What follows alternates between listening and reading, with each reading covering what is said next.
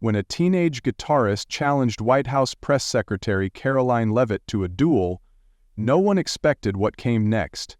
Get ready for a story that will surprise you, move you, and maybe even make you rethink what true greatness sounds like.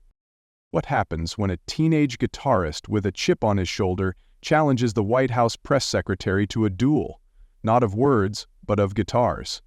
Under the orange glow of a Texas sunset, with a hometown crowd gathered for a fundraiser in the tiny desert town of Marfa, a moment unfolded that no one saw coming.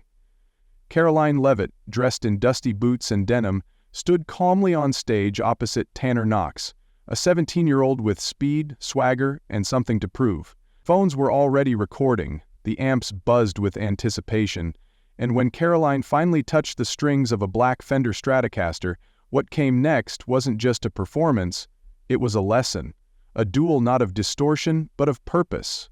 Before we get to the first note, let's go back to where it all began, and see how a simple challenge turned into something unforgettable.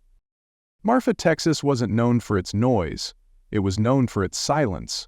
Long stretches of desert that hummed in the heat, wind that whispered across ghost towns, and sunsets that painted the sky in colors you couldn't name. But once a year, that quiet gave way to something louder, the Marfa Arts Festival. For locals, it was more than a gathering, it was a tradition, a place where ranchers, veterans, artists, and school teachers came together under string lights and open sky. This year's event, Strings for Tomorrow, had a mission: to raise enough money to rebuild the high school's music room, destroyed by a spring storm. A makeshift stage had been set up on the school's old baseball diamond, wooden boards creaking underfoot, surrounded by food trucks, families in lawn chairs, and a banner that flapped gently in the breeze. The crowd was a mix of generations, veterans in worn caps lined up beside teens with phone tripods, retired teachers greeted old students with hugs, and parents corralled little kids with juice boxes. The smell of barbecue lingered in the air, blending with the distant sound of a local band warming up. Nearby, an auction table held signed guitars, vintage amps, and hand-painted violin cases, all donated by locals who believed that music wasn't a luxury, it was a legacy. Conversations drifted between politics and pickups, weather and grandkids, but always returned to one thing: the kids needed music again. It was here, in this town stitched together by tradition and grit, that Tanner Knox stood tuning his guitar, sleeves rolled up, a self-made rebel in a world of elders. And it was here, out of place yet entirely at ease, that Karoline Leavitt would soon arrive, not as a politician, not as a headline, but as a woman, with calluses on her fingers and something deeper to share. The stage was more than just a platform for notes and noise, it was a battleground of values, an unlikely arena where speed would clash with soul and pride would meet purpose. No one in the crowd could have predicted what was coming, but by night's end, they'd be talking about it for years. Tanner Knox was the kind of teenager who made himself heard before anyone asked him to speak. At 17, he'd already built a local reputation, part rock star, part troublemaker, and all attitude.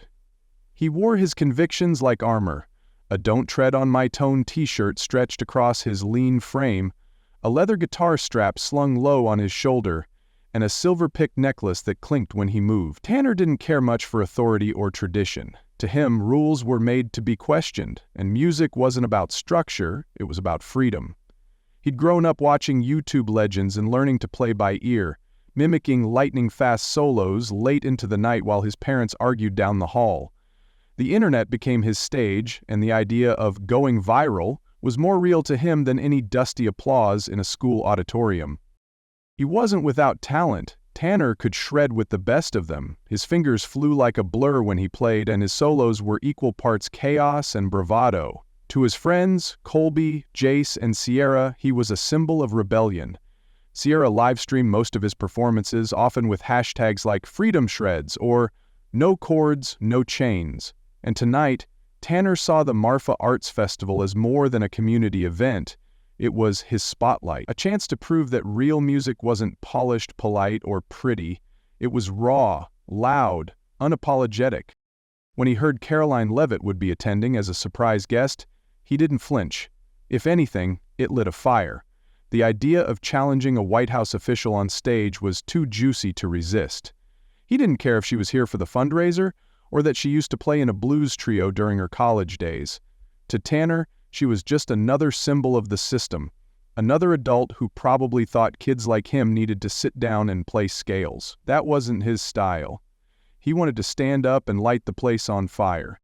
What Tanner didn't know, what he couldn't know, was that this night wasn't going to be about flexing speed or scoring views. It was going to be about learning the one thing he'd never tried to master: restraint. And Karoline Leavitt? She was about to teach him that music, like life, isn't just about how fast you play, but why you play at all. Karoline Leavitt arrived quietly, without a motorcade, without press, and without any need for attention. She stepped out of a dusty black SUV wearing faded jeans, a rolled-up white blouse, and worn leather boots that looked like they'd seen more campaign trails than red carpets. There was a lightness to her stride, but her eyes scanned the crowd like someone used to answering hard questions in crowded rooms. The locals recognized her instantly, not from TikTok or YouTube, but from press briefings and policy panels. Some nodded respectfully, others whispered, "That's her, the press secretary," as if expecting Secret Service to materialize behind her. But there was no entourage, just Karoline, alone, with a Fender guitar case slung over her shoulder and the dust of Texas already clinging to her sleeves. She wasn't here to perform. Officially, she was just a surprise guest to support the arts fundraiser, but when she approached the instrument auction table and gently traced her fingers along the body of a black Stratocaster, something shifted. An elderly organizer smiled and nudged her. "Still remember the chords?" he asked with a wink. She chuckled, a rare softness passing across her face. "Muscle memory's a funny thing," she replied. What most didn't know, and what Karoline never advertised, was that before politics, before podiums, she played in a blues trio during her college years. Music was her refuge, her reset button, a way to reconnect with something honest when the world spun too fast. Tonight, in a town far from the noise of DC, she wasn't the press secretary. She was just someone who believed that kids deserved instruments, and maybe, just maybe, that music could still teach what debates could not. She didn't ask for the spotlight. But when Tanner Knox threw his challenge across the field like a gauntlet, she didn't flinch. She turned toward the stage with the quiet steadiness of someone who'd faced louder rooms and sharper insults. Karoline wasn't there to win. She was there to remind everyone, especially one hot-headed teen, why music matters, not to impress, but to connect. The moment was meant to be quiet, just a crowd gathering near the auction table as Karoline admired the black Fender Stratocaster. But Tanner Knox couldn't let it stay that way. From the edge of the stage, still basking in the applause from his earlier solo, he spotted Karoline, and something inside him snapped. Maybe it was ego. Maybe it was the need to prove something bigger than himself. He cupped his hands around his mouth and yelled across the field, loud enough to silence the chatter, "Hey, Leavitt, you play or you just talk for a living?" The crowd stirred, phones lifted, even the teens filming for fun sensed something was shifting. Karoline looked up, calm and steady. She didn't react, not with outrage, not with embarrassment, just a raised eyebrow and a faint, amused smile. But Tanner wasn't done. He grabbed the mic from the stand and pointed directly at her, voice booming through the speakers.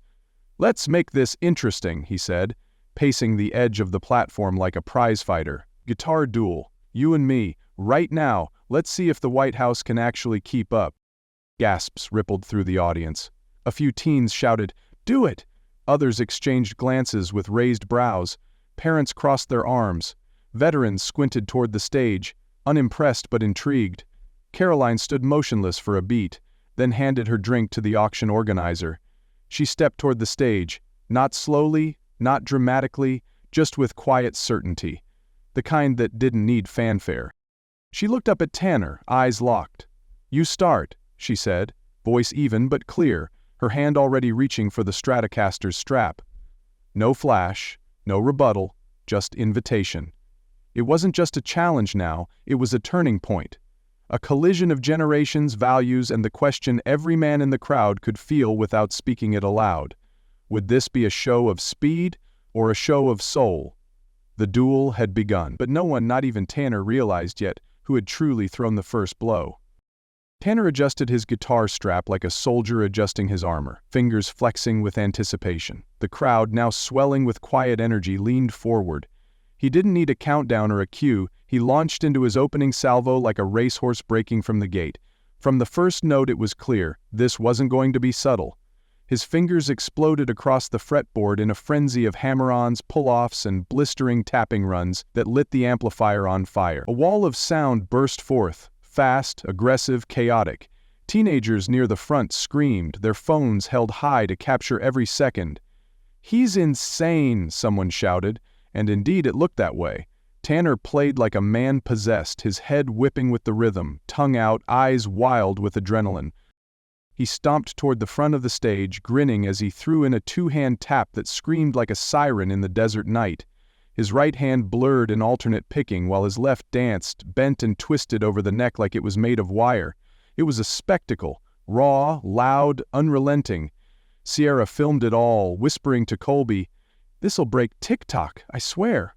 For those who liked flash and fire, Tanner was delivering in full. But further back, among the veterans and older folks, the reception was more restrained. A middle-aged man in a wide-brimmed hat whispered to his wife, "Fast hands, empty notes." She nodded, unimpressed, trying too hard. Tanner didn't notice. He couldn't. He was too deep in the roar of his own performance. He yanked the whammy bar, letting the strings scream like tires on pavement, then dove back into sweep-picking, a technique that let his fingers glide across the strings like wind through tall grass. It was athletic, no doubt, but the melody? Hard to follow. There was no story, just speed. As he neared his climax, he stood tall, eyes locked on Karoline, as if daring her to flinch. She didn't. She stood beside the stage, calm as ever, one hand resting lightly on the body of the Stratocaster, watching like someone reading a book she already knew the ending to. Tanner's final note soared high, piercing, triumphant, and he let it hang, grinning with teeth bared as his friends erupted in cheers. "Beat that," he shouted, throwing his arms out like a champion. The kids screamed. The older crowd clapped, some politely, some not at all. He looked to Karoline, expecting her to hesitate, to second-guess, maybe even decline, but she didn't move. Just gave the faintest of nods, not in agreement, in acknowledgement, not of his speed, but of his desperation. The crowd quieted. The stage was hers now. And for the first time, Tanner felt the silence stretch just long enough to make his fingers twitch. His fire was loud, but was it enough? Now everyone would find out what a lifetime of calm looked like when it picked up a guitar. Karoline stepped onto the stage with no swagger, no grand gestures, just quiet intent. Her boots clicked softly against the wooden platform, each step steady and sure. She picked up the black Stratocaster from its stand like it was an old friend, not a weapon. The crowd was hushed now, waiting, some expecting hesitation, others a fluke. But Karoline didn't tune, didn't test. She simply slung the guitar over her shoulder, adjusted the strap and let her fingers settle onto the frets with a grace that made a few older musicians in the audience exchange knowing looks. She flipped the amp on, let the low hum settle into the air like thunder in the distance, then struck the first note. It wasn't fast, it wasn't loud, it was rich. A single sustained tone that rang out with warmth and weight, like something pulled straight from the back roads of Texas or the memory of a lost summer. And then she played, clean, measured, deliberate. A blues rock progression rolled from her fingertips, echoing Clapton, Hendrix, and a hint of Bonnie Raitt. The crowd's stillness shifted. A middle-aged man folded his arms and nodded slowly. A veteran near the front closed his eyes, lips twitching to the melody. Karoline bent the notes, not in a showy flourish, but in a way that made them ache. She moved from riff to solo seamlessly. Her fingers weren't a blur like Tanner's had been. They moved with purpose, tracing the fretboard like a roadmap to something deeper. Her tone was clear, her phrasing expressive.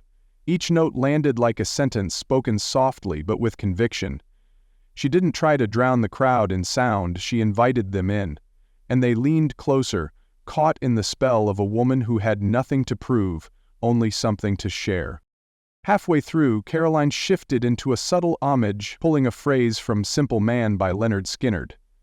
The older crowd stirred visibly now. Some clapped softly in recognition, while a young girl beside the stage whispered, "She's feeling it."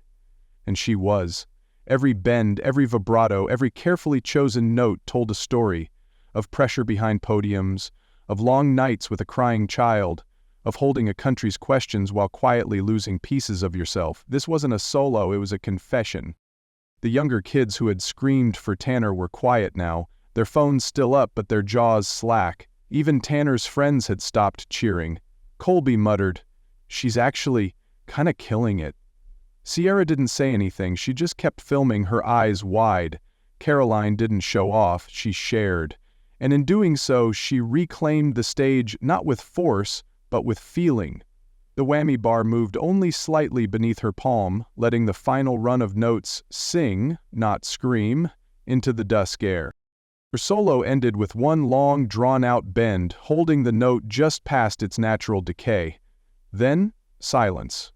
She muted the strings gently with her palm, stepped back and let the amp buzz quietly behind her. No words, no bow, just a breath. And then the applause came, not in a frenzy but in waves, deep, respectful, thunderous. From teenagers to veterans, it rolled across the field like an answer to a question no one had dared to ask. Karoline looked over at Tanner, not smug, not cold, just calm.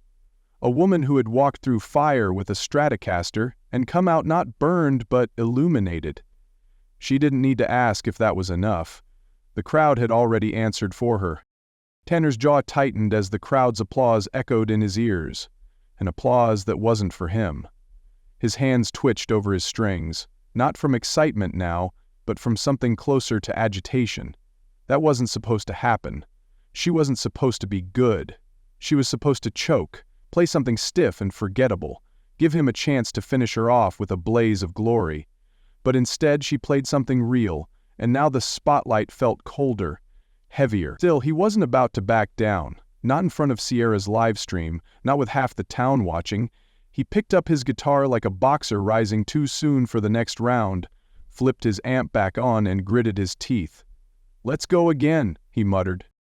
From the very first note, Tanner came in hotter than before, faster, louder, angrier. His fingers flew across the fretboard in a blur of tapping and alternate picking, but something was different.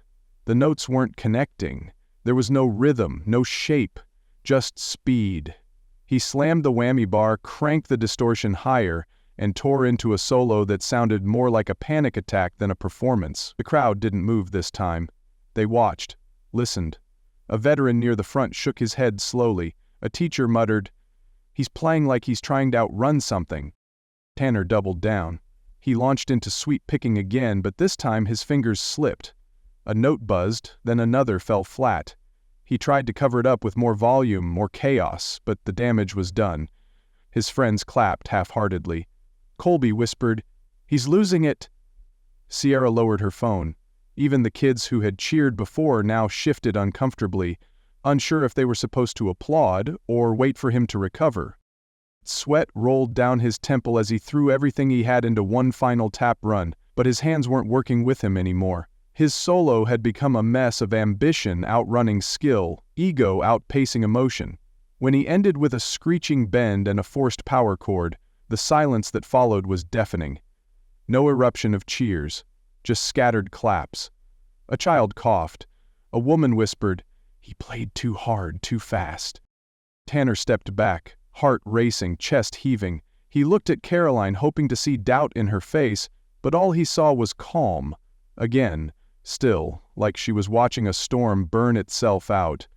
He'd tried to win with force, but he'd forgotten what she already knew. Music isn't a contest of fingers, it's a conversation of hearts. And right now, Tanner wasn't saying anything anyone could feel. Karoline didn't rush. She let the silence linger, like a teacher allowing the lesson to sink in. The applause from Tanner's second round had already faded, muted, reluctant, confused.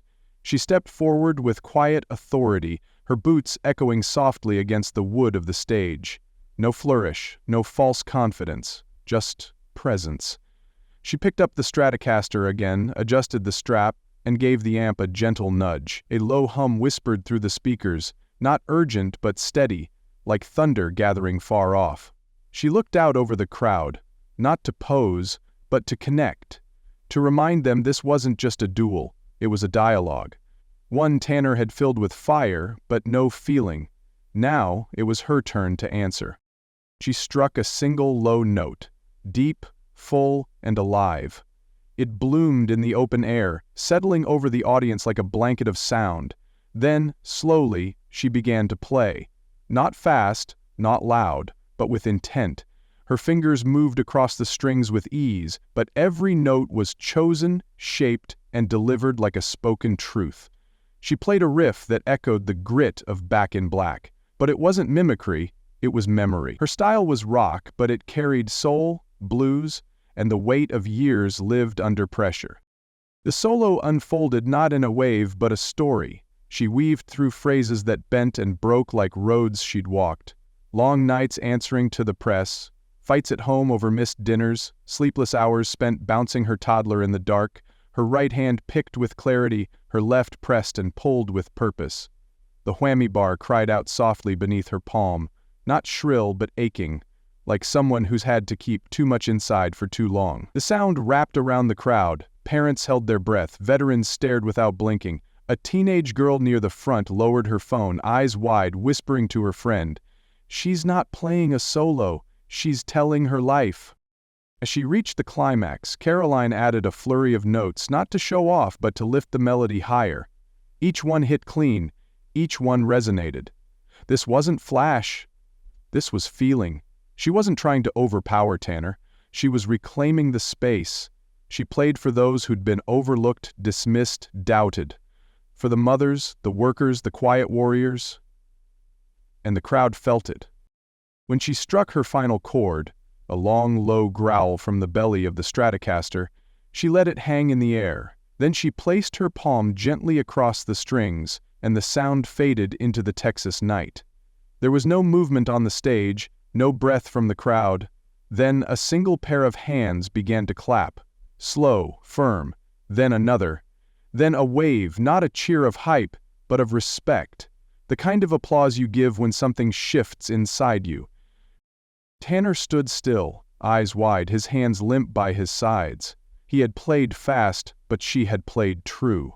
Karoline didn't look at him with smugness or superiority. She just gave him a faint nod, as if to say, "That's how it's done."